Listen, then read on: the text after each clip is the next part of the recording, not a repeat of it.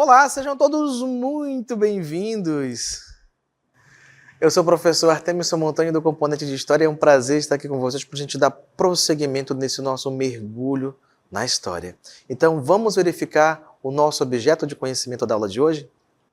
Nossa aula de número 10 tem como objeto de conhecimento processo de formação, constituição e transformação de diferentes sociedades humanas e suas formas de organização política, Estado, poder, democracia, autoritarismo, patrimonialismo, populismo e etc. Em âmbito local, regional, nacional e global, bem como o papel desempenhado pelos sujeitos e coletividades mediante os valores morais, éticos, estéticos, culturais e políticos. No nosso detalhamento, nós vamos verificar o seguinte: conceito de pré-história e história. Então, se você quer entender um pouco mais sobre como esses termos se diferem, fica de olho na aula que você vai entender com toda certeza.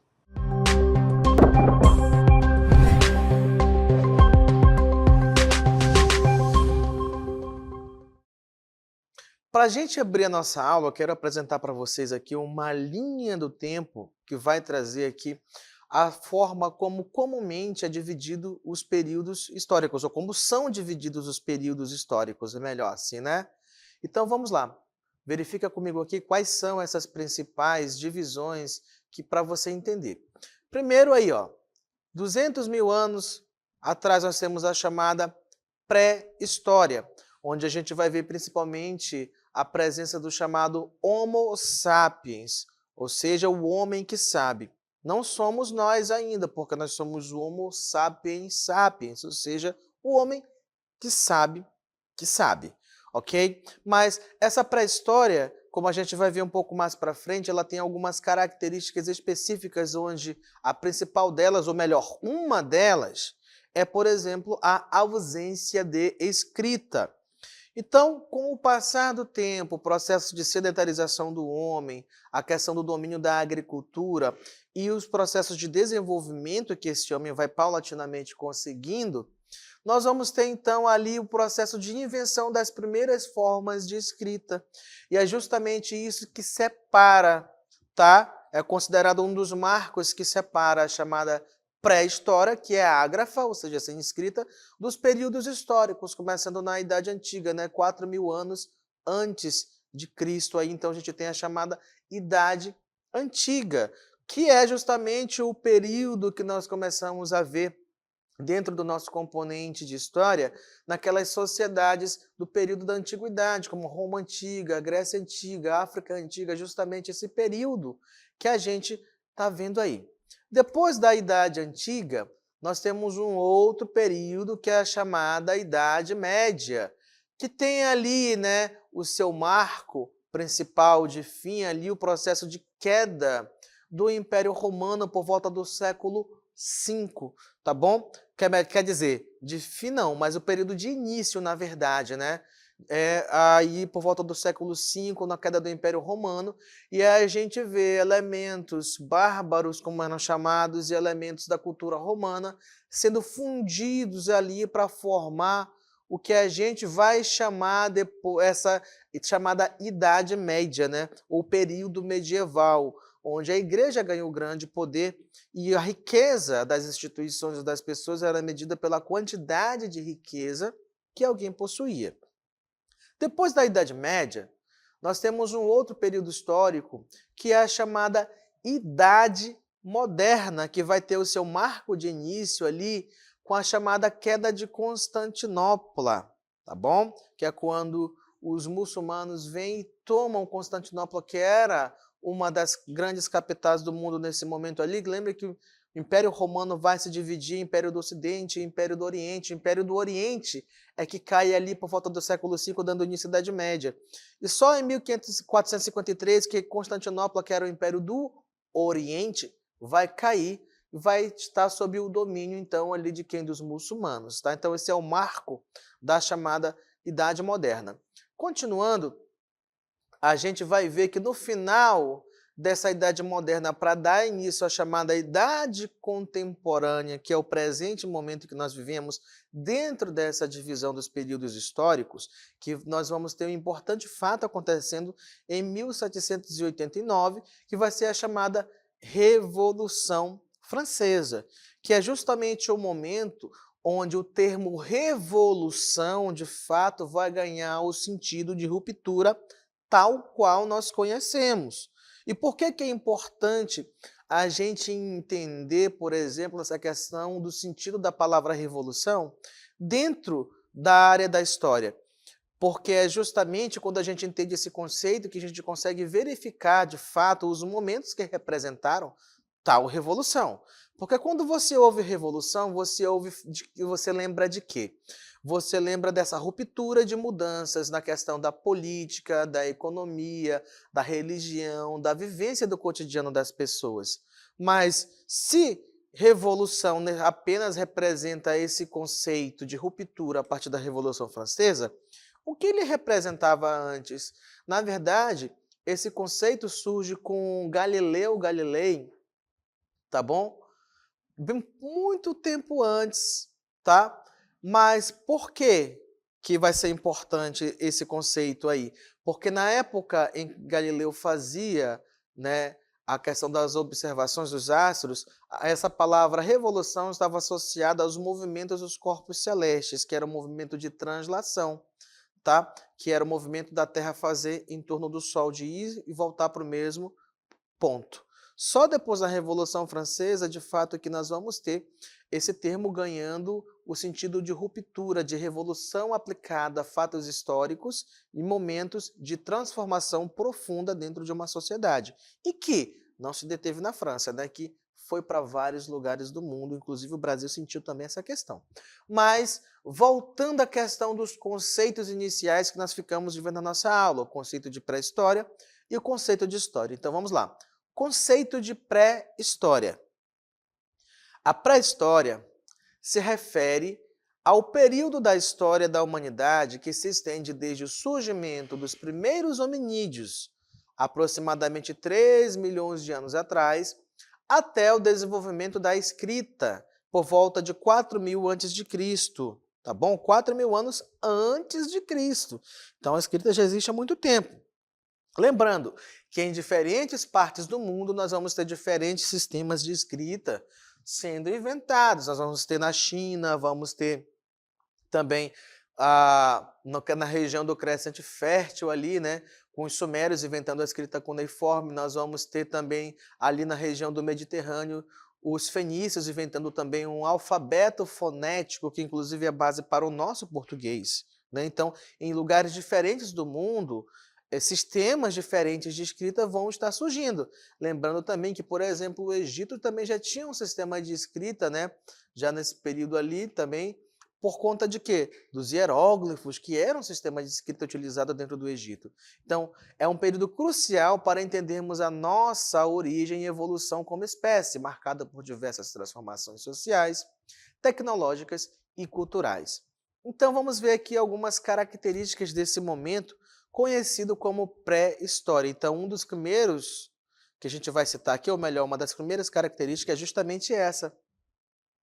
Ué, professor, tô vendo nada. O que que tem de característica aí? Justamente. Você vê aqui do meu lado esse papiro desenrolado, mas você sabe que normalmente um papiro, né, um pedaço de papel, é utilizado para quê? Para você escrever algo, nem que seja um desenho representando alguma coisa. Mas aqui esse papiro desenrolado não tem nada, não tem nada escrito. Por quê?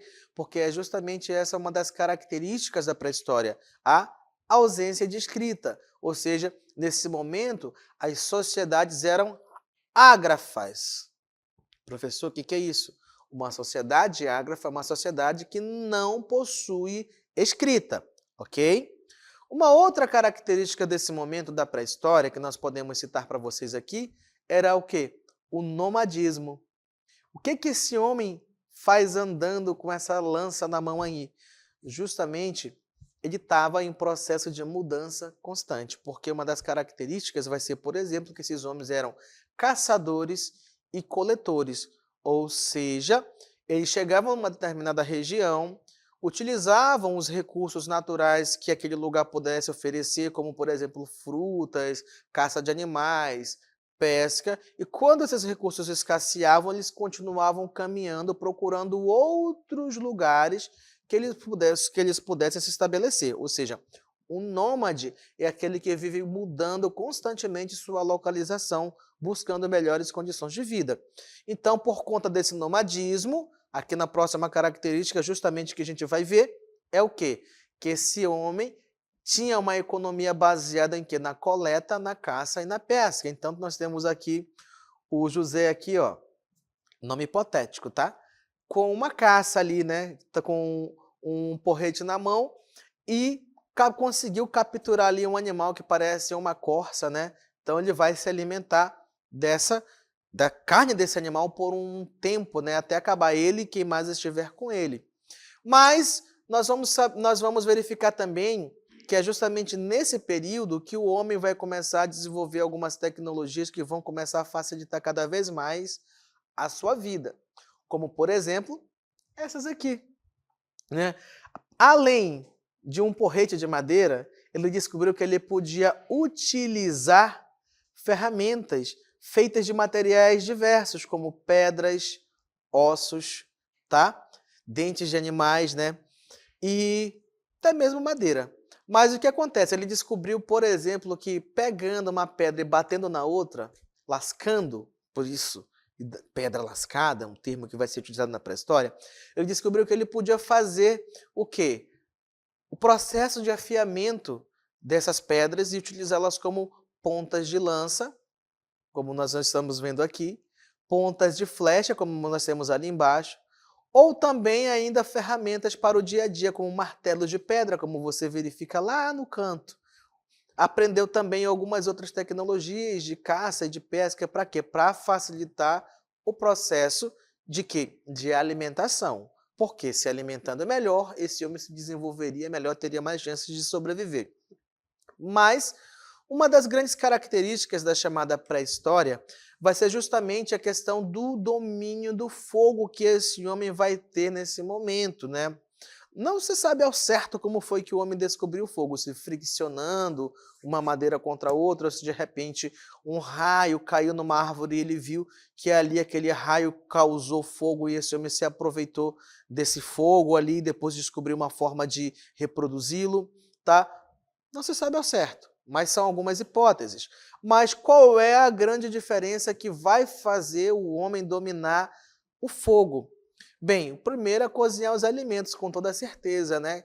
Senão, já pensou se não tivesse havido ali a descoberta do fogo para cozer os alimentos? Será que hoje a gente também ainda comeria os alimentos crus? Né? As carnes cruas, peixe cru? Quem sabe? Né? Mas o fato é que o homem na pré-história descobriu como dominar esse fogo e cozinhar os alimentos. Qual é a grande vantagem disso? Somente o conforto? Na verdade, não.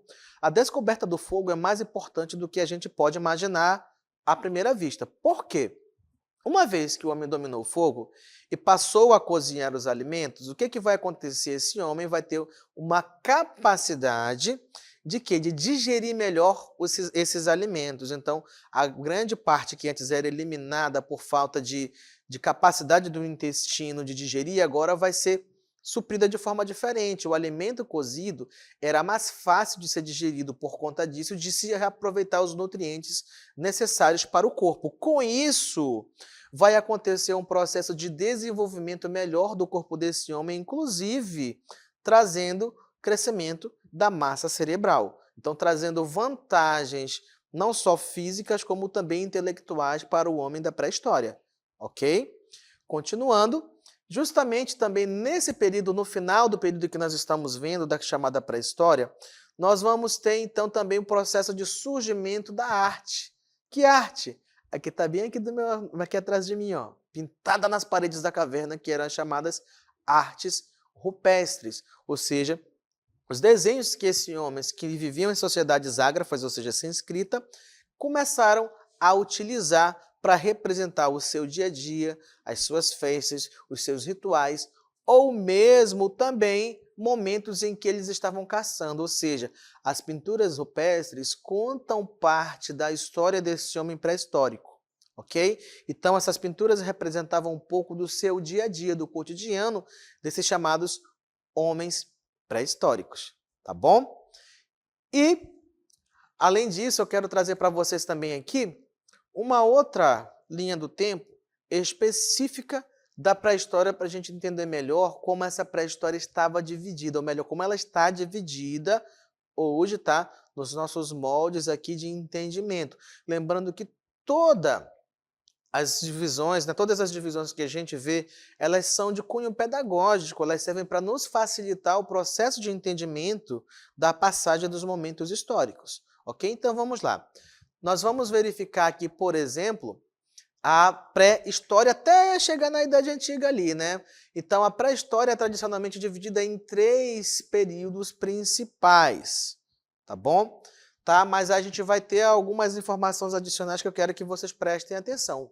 Onde o primeiro deles é o Paleolítico, né? Paleo, antigo, lítico, pedra.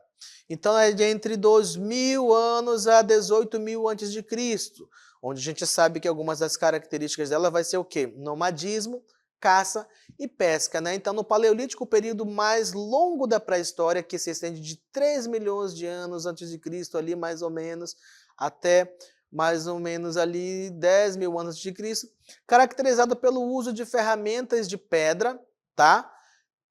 E o nomadismo, onde a economia era uma economia baseada em coleta, caça, pesca e o desenvolvimento da arte rupestre, como a gente viu como uma das primeiras formas de comunicação. Ali na nossa linha do tempo, você vê ali o Paleolítico pulando para o Neolítico, né?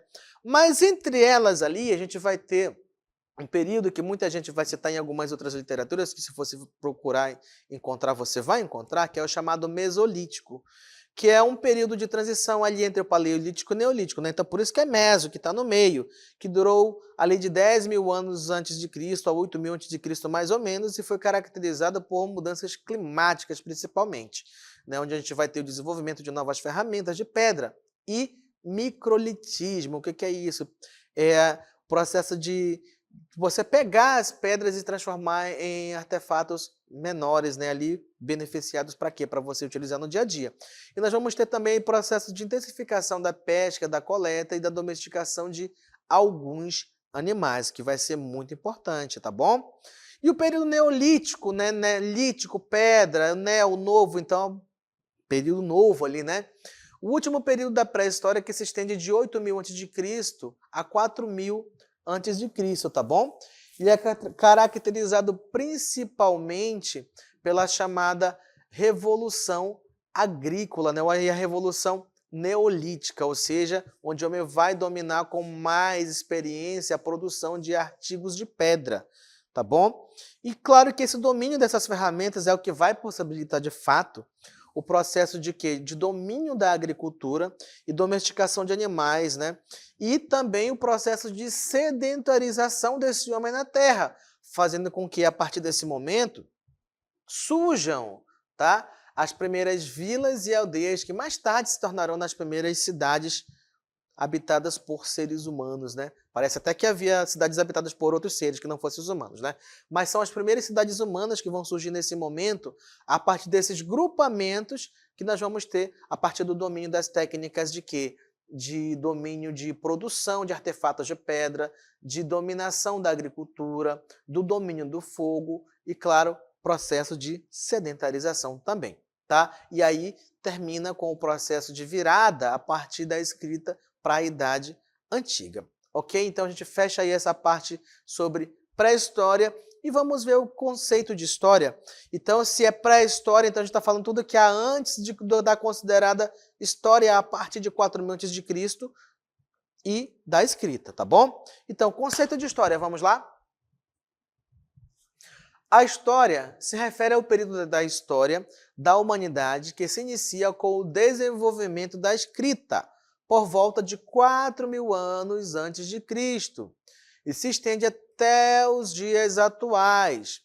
É o período marcado pelo registro escrito dos acontecimentos humanos, o que permite aos historiadores reconstruir o passado e compreender as sociedades que nos antecederam. Então, de 4.000 anos para cá, desde a invenção da escrita Até os dias de hoje, tudo é história, mas essa história é dividida também em períodos específicos que a gente viu no início da nossa aula, não é?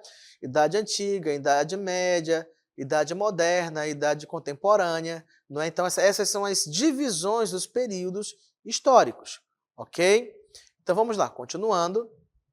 Características da história. Nós já vimos algumas da pré-história, né? Então quais são as principais características do período chamado de história? Primeira delas que nós vamos verificar aí é a presença da escrita, ou seja, a principal característica da história é a presença da escrita. A partir do desenvolvimento da escrita, os acontecimentos humanos puderam ser registrados e documentados, permitindo a construção de um conhecimento histórico mais preciso e sistemático. O que isso quer dizer? Quer dizer que agora você vai ter um modelo a seguir de como fazer esses registros históricos, tá bom? Então primeiro você vai ter o como, e depois você vai ter ali os métodos de se fazer. Como, por exemplo, os sumérios desenvolveram um modo particular deles, que era a chamada escrita cuneiforme. Como a gente vai ver na nossa imagem aí na sequência, você vê justamente uma tábua de pedra, tá bom? Onde você vê aí diversos padrões de marcações nessa pedra que você pode até olhar e pensar, isso deve ser uma decoração para alguma parede, alguma coisa. Para a gente pode parecer isso, por quê? Porque a gente não entende o que é. No entanto, essa tábua é representando uma escrita cuneiforme que foi inventada por quem? Pelos sumérios. Para a escrita cuneiforme, o que eles faziam? Eles pegavam argila e moldavam no formato de uma tábua. E utilizavam um instrumento em formato de cunha, ou seja, com uma ponta em forma de cunha, para fazer as marcações necessárias nessas tábuas de argila ali, né, que mais tarde, depois de feito o processo corretamente, se transformavam numa pedra, né? Então essas tábuas de argila, que depois endurecidas ficavam bem firmes, bem resistentes, que algumas existem até os dias de hoje. Então justamente nelas aí, ó, que a gente vê esse exemplo de escrita cuneiforme, por quê? Porque era feita com objeto em formato de cunha, ou seja, com ponta, né, para fazer todos esses traços. Outra característica importante desse momento que o homem desenvolveu também é o chamado sedentarismo. E o que é o sedentarismo? Vamos verificar. Então, com o desenvolvimento da agricultura e a domesticação de animais, os grupos humanos se tornaram sedentários, ou seja, fixaram-se em um local para cultivar a terra e criar animais. Essa mudança possibilitou o desenvolvimento de sociedades mais complexas e hierarquizadas. O que isso quer dizer? Quer dizer que o homem ficou preguiçoso e não queria sair do canto? Não, né? Porque hoje a gente usa esse termo sedentário para falar, fulano é tão sedentário, para alguém que não gosta de andar, não gosta de caminhar, não gosta de fazer atividade física, né? Fica parado o tempo todo ali, né? Sem fazer nada. Então, a gente usa esse termo hoje para isso, né? O fulano está engordando, o fulano está sedentário. Mas esse termo, quando a gente usa dentro do início do período da humanidade, nós estamos falando do processo de fixação do homem em uma parte de terra específica ali. Lembra-se, na pré-história ele era nômade, vivia andando para lá e para cá, procurando recursos que ele pudesse explorar para sobreviver? Na história, já nesse momento ali onde nós estamos falando, não, esse homem parou de andar procurando, porque agora ele domina as técnicas necessárias para produzir o seu próprio alimento. Afinal de contas, lembra, ele dominou a agricultura, ou seja, agora ele sabe como pegar uma semente, como plantar, como cuidar, até o ponto de colher o alimento específico que ele plantou. Ele sabe também agora como criar os animais, porque ele aprendeu a domesticar os animais selvagens, ou seja, esses animais foram tirados do seu ambiente ali natural, foram levados para o convívio com o homem e foram transformados em animais domésticos. Então ele sabe agora como criar, como fazer esses animais se reproduzirem e utilizá-los também como fonte de alimento. Então o processo de sedentarização, o processo de fixação do homem em um pedaço de terra específico ali, porque agora ele não precisa mais ser nômade, de viver de um lugar para o outro procurando alimento, procurando formas de sobreviver.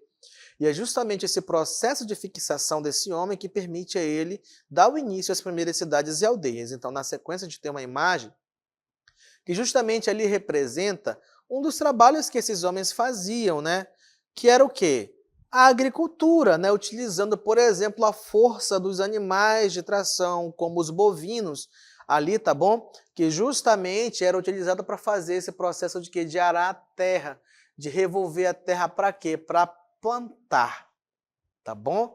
Para plantar ali o que ele precisava, os seus alimentos, tá bom? Então essa foi uma das grandes reviravoltas na história do homem que fez com que ele se sedentarizasse, formasse as primeiras vilas e cidades, as primeiras vilas e aldeias, tá bom?